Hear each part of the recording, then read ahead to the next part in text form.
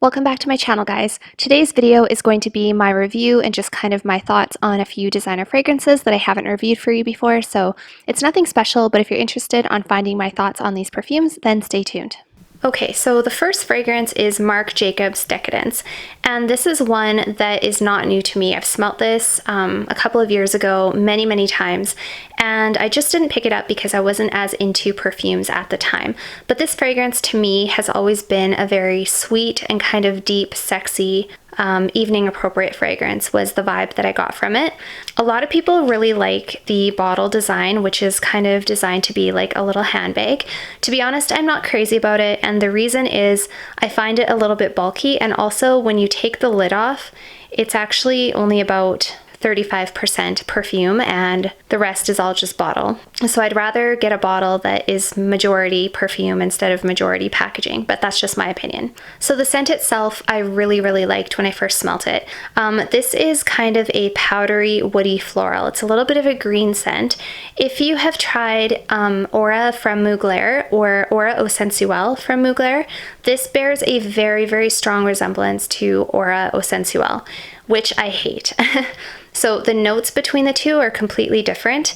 Aura is also a green vanilla fragrance, but I find Aura to be a little bit more bubblegummy than the Marc Jacobs Decadence, and I find this one to be a little bit more woody. So that's the difference between the two. I think the Aura Eau Sensuelle is more sweet vanilla, and this one is a little bit deeper, woodier, earthier, but they still have a very similar resemblance. So your main notes in Marc Jacobs Decadence are plum, amber, and vanilla. There's also iris, there's a couple of floral notes. It is primarily a sweet amber scent. So sweet amber scents typically end up being really good for nighttime, really sexy, very sweet. So that's what this is. I'm just going to give it another smell here to refresh my memory. Yes, look how small the bottle is when you take the lid off. It's very disappointing, really. Yeah, so this fragrance isn't terrible. It's my least favorite out of the ones I'm going to show you today. I do think it's sexy. I think it's an occasion type of scent.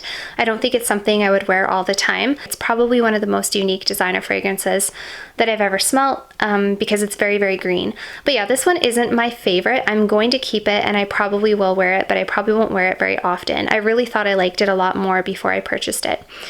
Yeah, so that's my take on Marc Jacobs Decadence. So the second fragrance that I'll tell you about is this one called Amo by Ferragamo. So this is a very sweet summer scent. This is reminiscent of like an orange creamsicle. This has prominent notes of Campari, vanilla, and black currant. So the Campari is kind of a sparkling fantasy note is how Fragrantica describes it. So it kind of gives it that like zesty orange pop that you get when you first smell it. It is primarily a very sweet orange scent, and then it's got some creaminess in the background as well. So for me, this was love at first sniff. This is a very sweet, I think, mass-pleasing fragrance. It could be a little bit on the young side. Unfortunately, the performance isn't fantastic with this. It does fade pretty quickly for me on the skin.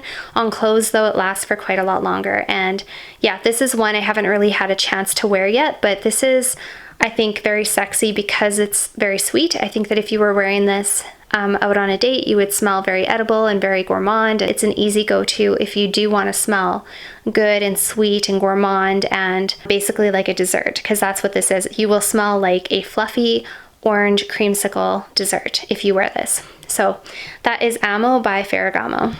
Okay, so the next one is in this absolutely gorgeous bottle, and this is Hermes Eau de Merveilles, and this is the Eau de Toilette. This fragrance basically smells the way the bottle looks. It smells orangey and sparkling and light and fresh and summertime. This fragrance to me also smells very expensive and classy. It has kind of a classy vibe about it.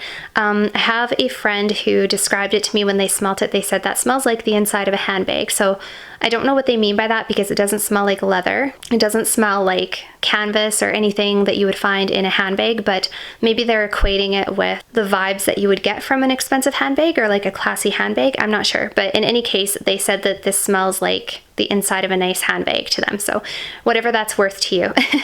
So this is basically a woody, kind of a fresh, spicy fragrance. It is a little bit floral, but it's primarily fresh, orangey, woody, and it's kind of unique. I've never smelt any fresh, spicy, woody fragrance quite like this one. I really like the bottle. The bottle is kind of like this ombre orange effect with with some stars on the back. It's absolutely gorgeous. Yeah, this just smells really classy to me. This is something I would wear during the summertime. Not every single day, but definitely during the summertime when I wanted to smell classy and fresh. The lasting power is okay for an eau de toilette. It's about what you would expect, like 3 to 4 hours. Better on the clothing than on the skin.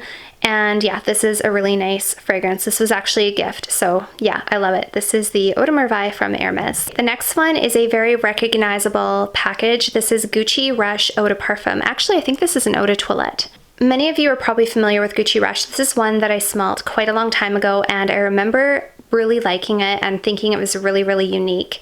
This to me is a very sexy, kind of a synthetic evening fragrance. Apparently it has very good lasting power. I haven't had a chance to wear it yet or to test it on my skin, but a lot of people really like this. This is advertised as being a woody, floral, patchouli scent, but to be honest, I don't pick up any specific notes in here. I really don't. A lot of people say, and I agree with them, this smells very synthetic. There's like a very weird plasticky kind of a note in here, and it's delicious and sweet and gourmand and earthy and very sexy, although I just can't place my finger on what it smells like. Yeah, I just sprayed it again, and this smells gorgeous, you guys. It smells delicious, very, very synthetic, very sexy, very evening appropriate. It's like filling the room around me actually now that I've sprayed it. And I really like it. Something I really don't like about it is the package. I absolutely cannot stand the package. I think it's so ugly. It feels very fake. It feels like a toy. It does not feel classy whatsoever. If they would have put this in a really nice bottle, I think I would have bought this a long time ago. I've also heard a lot of people say that this package tends to break very easily. I've had some people say that the atomizer actually fell right off. I haven't had that problem yet, obviously. But yeah, this is honestly one of my favorite, probably most unique evening scents. Overall, I really like this. I would definitely wear this for a date in the evening when I wanted to smell very sexy and kind of seductive. That's the vibe that I get from this. So yeah, Gucci Ruch I think is kind of a unique, really well done fragrance from Gucci. Okay, and I saved my favorite one for last. This is Michael Kors Wonderlust. So this is one that came out quite a while ago. I know I've smelt it before, and for whatever reason, I passed it up. Like I said, I wasn't as big into perfumes back in the day as I am now. Yeah, this is a gorgeous fragrance. So the main notes in here are heliotrope, almond, sandalwood, jasmine. There's also benzoin, bergamot, pink pepper, and cashmere wood in here as well. So this is basically just a gorgeous vanilla almond kind of a fragrance. It honestly feels like a warm hug, but on a summer day, because it does have summer vibes. The sillage from this is very good as well. This is just an absolutely gorgeous fragrance. If you haven't smelt heliotrope before, heliotrope is kind of a vanilla-y, almondy, kind of a hazy, warm, sort of a floral scent. So you have heliotrope and then you have almond, so it is primarily very nutty. It's a very warm, nutty fragrance. So if you like almond fragrances like Hypnotic Poison, there's a good chance that you might also really like this one.